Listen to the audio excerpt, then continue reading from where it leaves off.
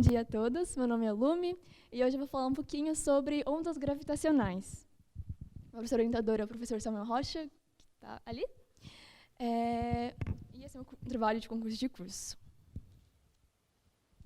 Ok, agora eu vou apresentar um pouquinho do que eu vou falar exatamente. Então, a gente vai começar com a introdução, eu vou explicar um pouquinho sobre o que exatamente são ondas gravitacionais. Depois falar um pouquinho sobre a teoria por trás e um pouco da história, de como elas foram detectadas e como a teoria delas foi desenvolvida. Depois, em seguida, eu vou falar das tentativas de detectar as ondas gravitacionais. O tema de ondas gravitacionais já rendeu 2 Nobels até agora, e eu acredito que vai render vários mais, porque tem muito a descobrir sobre elas. Depois eu vou falar da primeira tentativa que deu certo de detectar ondas gravitacionais, que foi através do LIGO, que eu vou falar, obviamente, da seção 4. E, por fim, eu vou fazer algumas comparações com outras ondas, então, ondas mecânicas, ondas eletromagnéticas, que pode ser um pouco interessante, porque eu acredito que muitos aqui já teve contato com essa matéria na física do ensino médio, no caso. Ok, então vamos começar. O que exatamente são ondas gravitacionais e correlação delas com a luz? Então, há muito tempo, os físicos pensavam como exatamente a luz se propaga, exatamente o que é a luz. O Fernando falou um pouco disso no trabalho dele, mas até o século XIX, mais ou menos, eles pensavam no éter, que é uma substância mágica, pelo qual a luz viajava, assim, então seria meio que o vácuo, antes do vácuo existir. Mas, no final do século XIX e no século XX, esses dois amigos, o Maxwell e o Einstein, desenvolveram a teoria da eletromagnetismo e da relatividade. E também o Maxwell, junto com o Lorentz, descobriram que a luz também tem comportamentos de onda, o que é muito importante para o que a gente vai estudar agora. E com isso surgiu, nas duas coisas, a noção de ondas gravitacionais. Ok, mas agora que descobriram o que é uma onda gravitacional, vou definir o que elas são. Então, vamos pensar primeiro o que é uma onda, no geral. Pense assim, quando você, por exemplo, taca na água, você faz ela vibrar, ela ondula na água. Se você vibra as cordas de um violão, as cordas vibram, né? Desculpa. E essa vibração faz com que que ondas mecânicas se propaguem pelo ar. A esse nome damos o som. Se você vibra elétrons, você produz ondas eletromagnéticas ou ondas de rádio. Então, analogicamente, se você vibra massa, você consegue produzir ondas gravitacionais, são ondas que propagam pelo espaço-tempo. E agora, eu vou entrar um pouco na teoria por trás, como exatamente o Einstein, principalmente, desenvolveu e conseguiu descrever matematicamente essas ondas. Então, antes de tudo, a gente vai ter que explicar um pouquinho sobre o geral, o bem geralzão, da teoria da relatividade. O Einstein, ele pensou na gravidade não como uma força, como força elétrica, a força normal, as forças que a gente vê lá com Newton, mas sim como a distorção do próprio espaço-tempo. O que seria o espaço-tempo? O espaço-tempo seria um tecido que existe no universo e que toda massa afunda esse tecido. Então, por exemplo, aqui tem a Terra é uma massa, e, portanto, ela afunda o tecido do espaço-tempo. Então, essa maneira é completamente nova de chegar à gravidade, porque, por exemplo, coisas como órbitas, que eram descritas como fórmulas de cinemática, agora podem ser visualizadas por maneiras muito mais poéticas e bonitas. Porque, por exemplo, você tem o Sol, que é muito massivo, tem na ordem de 10 e 30 quilogramas. Opa. Não. O Sol, que é muito massivo, e a Terra e os planetas que giram em torno do Sol. Não porque tem a força da gravidade, mas porque a gravidade em si faz com que os planetas orbitem ao redor do Sol. Porque o Sol é mais massivo, então ele afunda mais o tecido do espaço-tempo, e os planetas conseguem orbitar, cada um com o seu campo gravitacional. E então, dentro da relatividade, o que seriam as ondas gravitacionais? Bom, pensando na gravidade, de novo, como um fundamento, distorção do espaço-tempo, quando você tem uma vibração de massas muito, muito grandes, como esse exemplo, que são 2 buracos negros colidindo, essa distorção do espaço-tempo seria tão grande que elas acabam perturbando o próprio espaço-tempo e ecoando ele. Então, eles vão produzindo ondas no espaço-tempo. que a gente chama de ondas gravitacionais. Mas antes de tudo também, isso vai ser importante mais tarde, eu queria falar sobre um postulado importante de Einstein, que o João, inclusive, falou um pouquinho do trabalho dele. Que, primeiro, a velocidade da luz independe do referencial do movimento do observador e que a velocidade da luz não varia com o tempo nem o espaço, o que é muito doido. Ou seja, independente do referencial que você está, dentro de um trem, acelerando a 10 km por hora, você parado na plataforma ou na espaçonave lá em Marte, a velocidade da luz é constante, em qualquer referencial, e sempre vai ser constante. Isso vai ser muito importante para o desenvolvimento do LIGO, que, de novo, foi a primeira tentativa que deu certo de detectar ondas gravitacionais.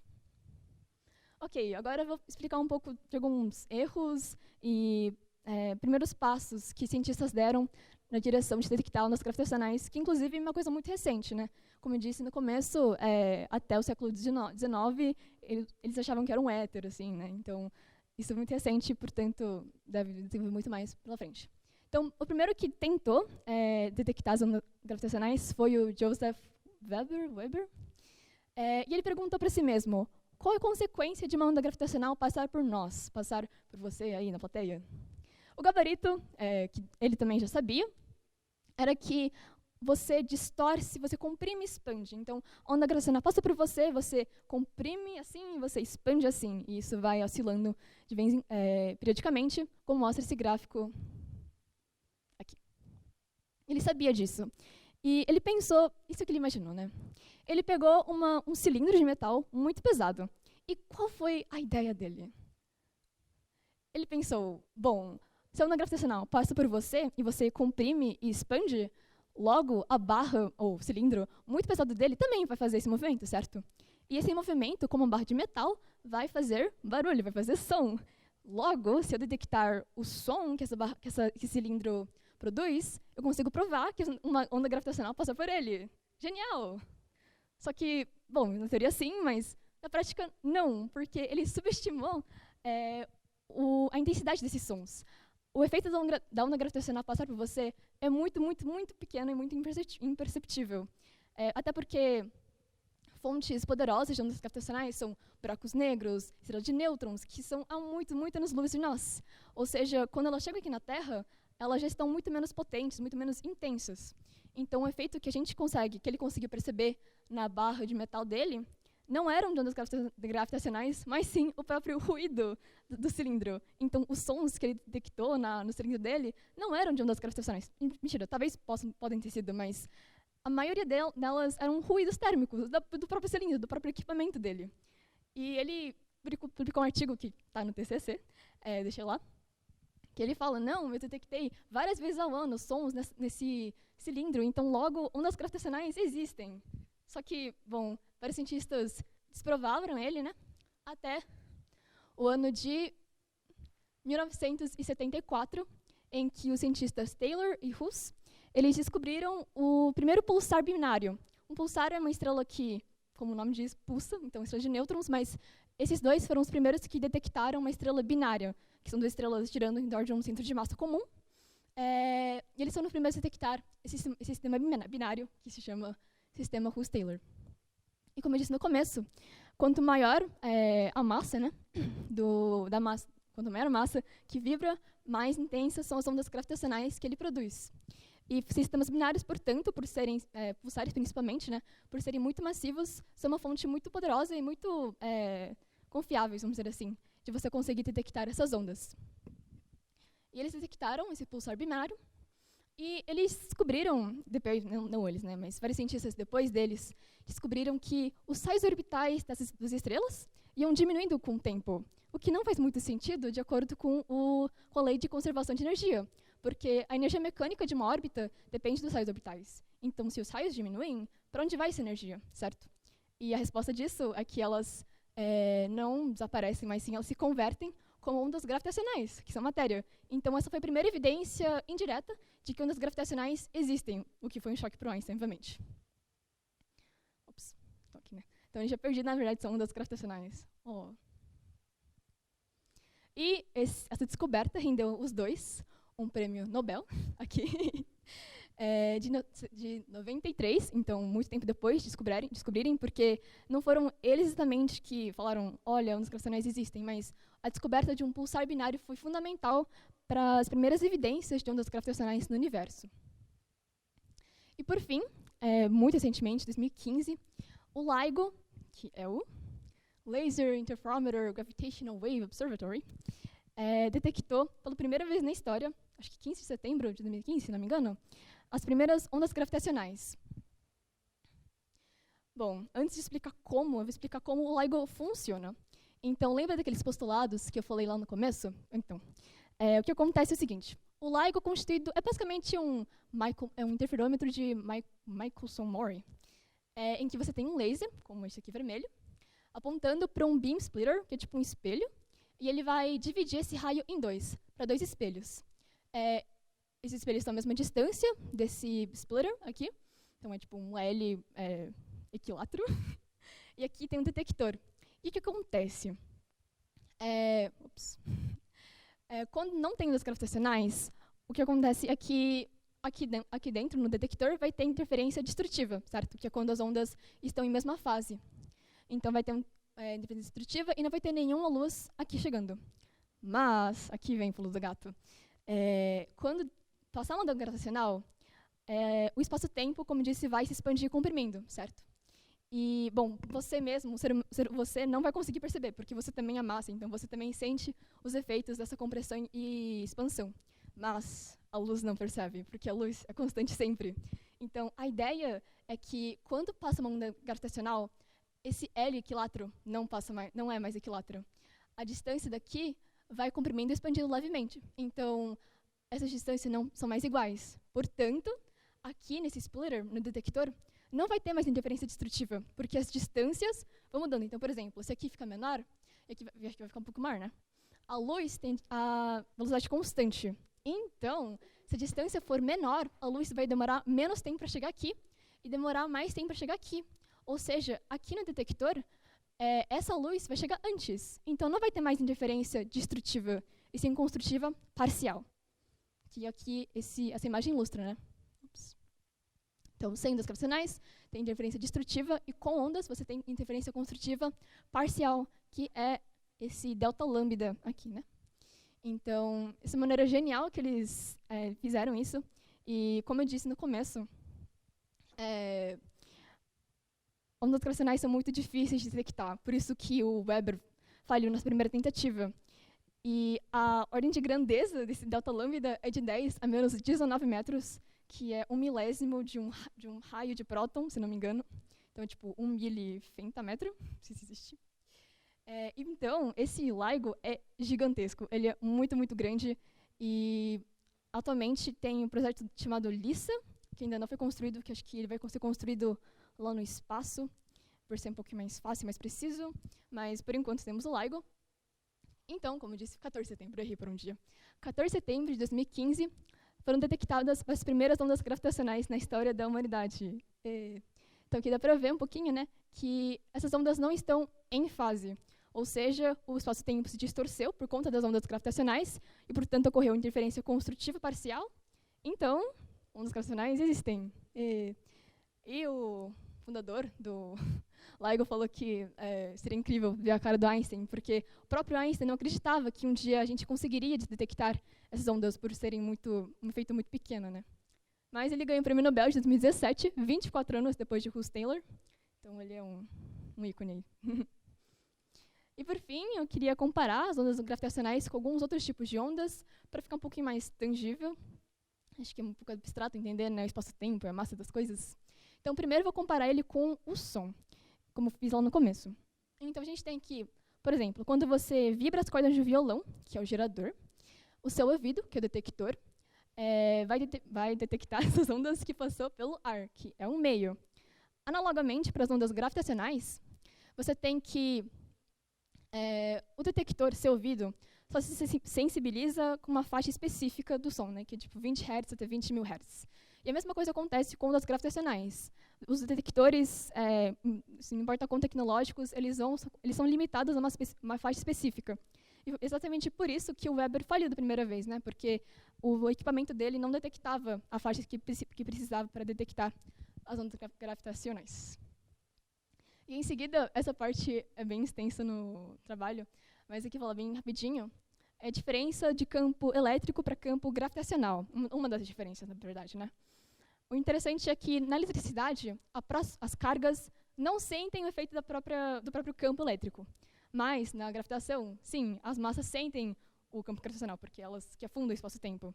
E por isso a gente fala que o campo elétrico é linear e o gravitacional não é linear, o que dificulta muito as contas e só é específico por causa da gravitação. Nenhuma outra força age do jeito que a força gravitacional age. Então, isso é um caso bem específico e muito legal. Inclusive, tem um cientista, me esqueci o nome dele, ele conseguiu deduzir, entre aspas, as quatro equações de Maxwell para a gravitação. Então, você tem tipo, o rotacional e o divergente dos campos, só que ao invés de campo elétrico e campo magnético, você tem os campos... Campos não, você tem as grandezas da gravidade, que são muito mais confusas.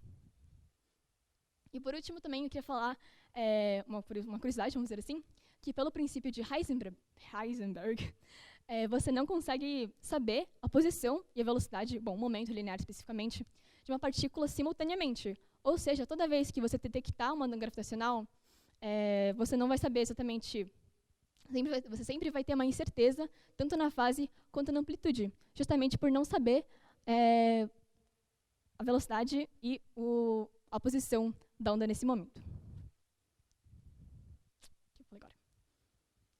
E agora, só concluir, né? Eu acho que o estudo de ondas gravitacionais, de novo, é bem recente, fazem menos de 200 anos que a gente tem alguma coisa concreta disso. E também maneira completamente nova de chegar ao universo, né?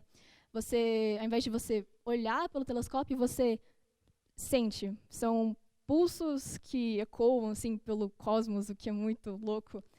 Você consegue detectar colisões de buracos negros massivos que ocorreram há bilhões de anos atrás, agora na Terra, com um delta lambda de 10 a menos 19 metros, o que é muito doido.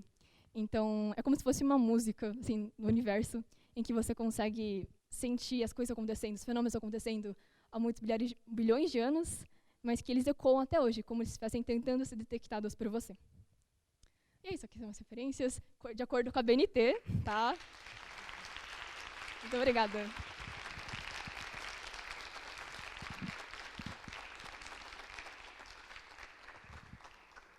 Alô? Perguntas?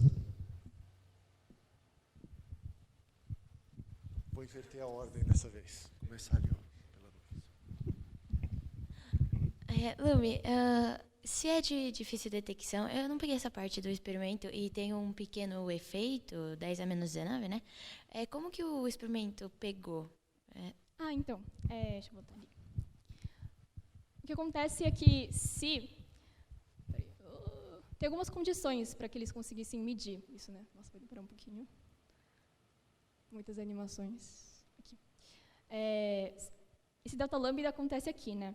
E ele só conseguia detectado, primeiro, se esses dois espelhos tivessem uma distância muito, muito precisa do splitter, porque se eles não estivessem, então a distorção do espaço-tempo seria, tipo, imperceptível, né? Porque se a incerteza da distância dos espelhos até o splitter fosse maior do que a distorção, aí não teria sentido. Então, primeiro você precisa de um equipamento muito grande, muito extenso para conseguir isso. E também você precisaria de um detector muito bom para detectar essas coisas, certo? E também, última condição, é você ter um laser, né, esse vermelhinho, com um comprimento de onda muito bem definido, então com muita pouca incerteza. Então, tipo, uma cor muito bem definida, acho que é vermelho, se não me engano, né? Então, você precisa de um equipamento muito grande, muito preciso, com grandezas que você tem certeza de que não são muito incertas. Mais alguém?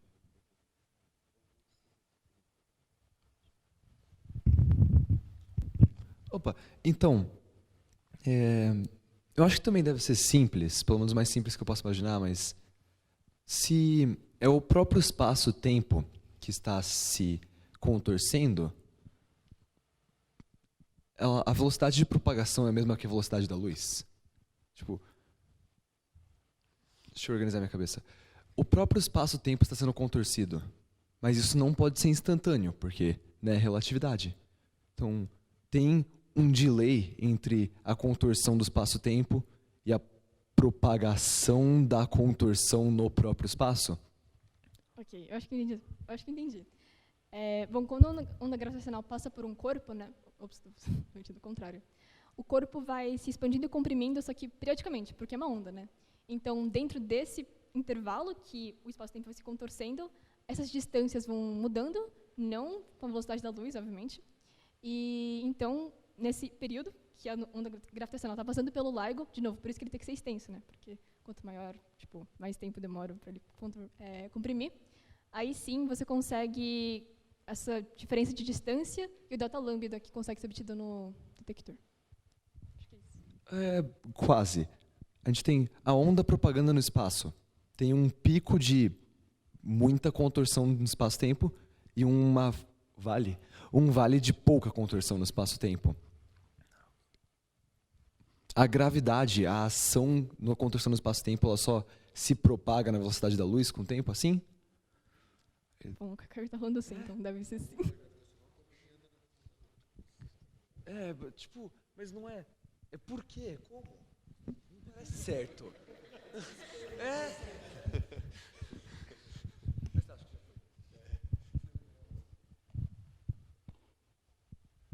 Só para confirmar, a onda gravitacional, então, se propaga na velocidade da luz também. Ok. Nos outros campos fundamentais, a gente pode ter, por exemplo, uma vibração, que é um elétron, e uma vibração oposta, que se cancela, que seria um pósitron. Existe a mesma coisa no campo gravitacional? Você pode ter uma vibração, tipo uma antigravidade? Olha, até aí eu não tenho certeza, mas eu acho que, como eu falei no final, né, a eletricidade e a gravitação funcionam fundamentalmente diferente, né? Porque na gravitação você tem que a força se comporta de maneira completamente diferente da força elétrica. Então não sei se seria possível, principalmente porque as massas sentem o próprio campo gravitacional, então não tem como elas se aniquilarem exatamente, né? Porque elas sentem o próprio campo. Então eu acho que não, mas de novo podia estar errada, né? Uhum. Faz sentido.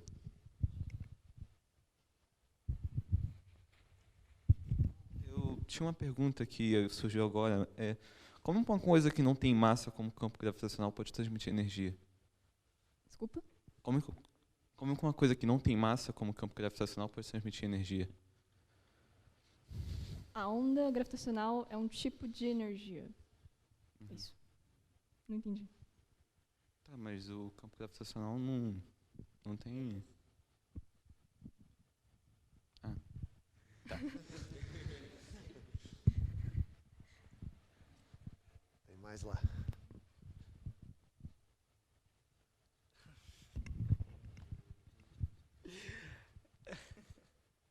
Eu tô com medo dessa pergunta ser um pouquinho aloprada. Essa é a palavra certa, não tem outra. Mas eu queria perguntar se tem algum motivo para o campo elétrico ser linear e o campo gravitacional não ser. E outra coisa que eu queria perguntar é o fato do campo gravitacional não ser linear, que acarreta a própria massa sentir o efeito da gravidade que ela produz.